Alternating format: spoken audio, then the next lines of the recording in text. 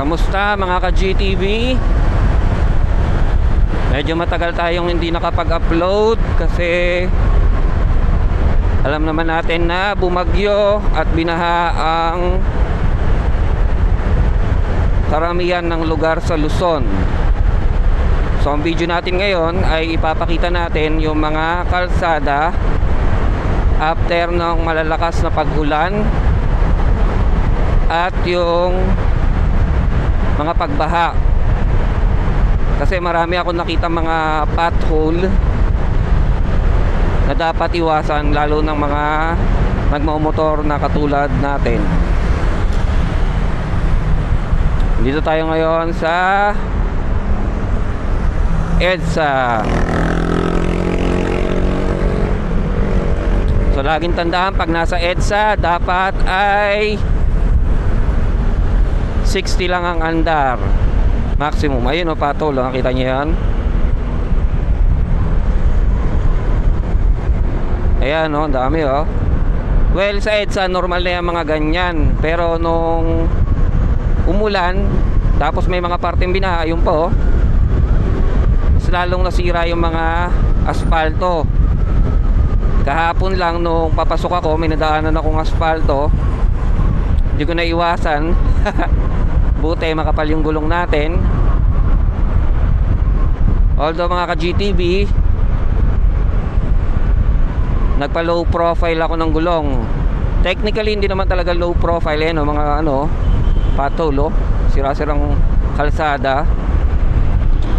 Ang ginawa ko lang is nagbawas lang ako ng sukat.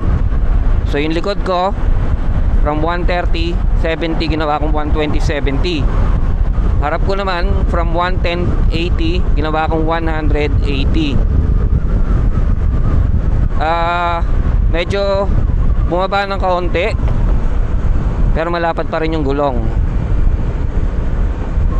So sa mga nangangailangan dyan ng stock na gulong ng Fortress 160, meron akong available. Message lang ako.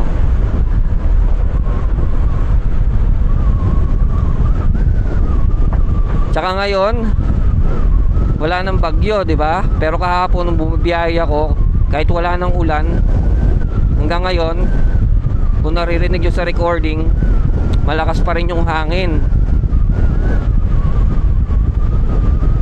Kahapon lang nung nasa Ross Boulevard ako, umalo yung isang malakas na hangin.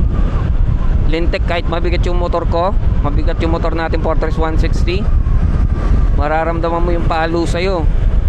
So kung hindi mahigpit o firm yung hawak mo sa manibela, eh may kalalagyan ka. Ayan pa oh, ang dami oh. Oo. Yan ang mga dapat ingatan. Ito pa oh. Wow! Bugay, lulalalim oh. Kita niyo mga ka-GTV. Yan ang dulot ng baha.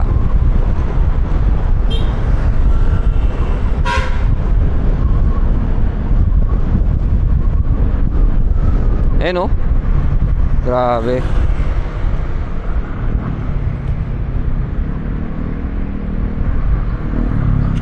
Oh, aga traffic dito oh. Bali paano pala tayo? MRT tough. Eh no? Patol oh. Kalalalim. Ito po oh, di ba? Ganda ng mga kalsada. EDSA kaya to.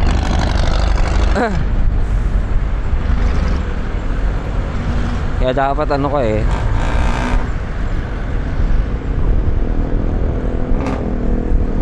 alisto ka. Tsaka hindi dapat mabilis ang andar mo, lalo pagka maraming mga ganyan mga pothole.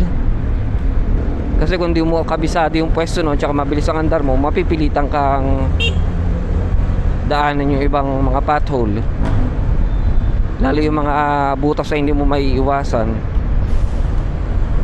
Eh kawawa kapag manipis ang gulong mo, o di kaya naka-rimset ka, talo ka dun.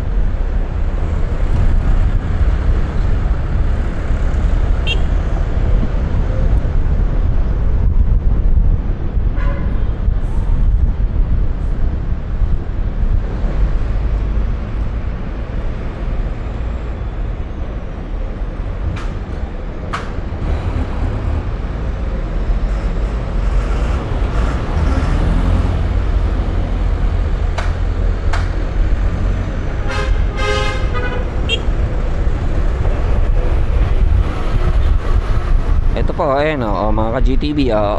Daming patol ito po. Saya-saya.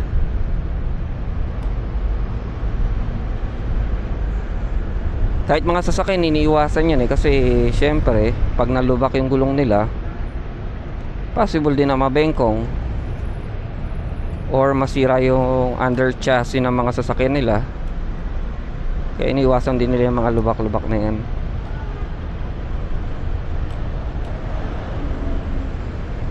Hindi lang tayo mga motor ang umiiwas dyan.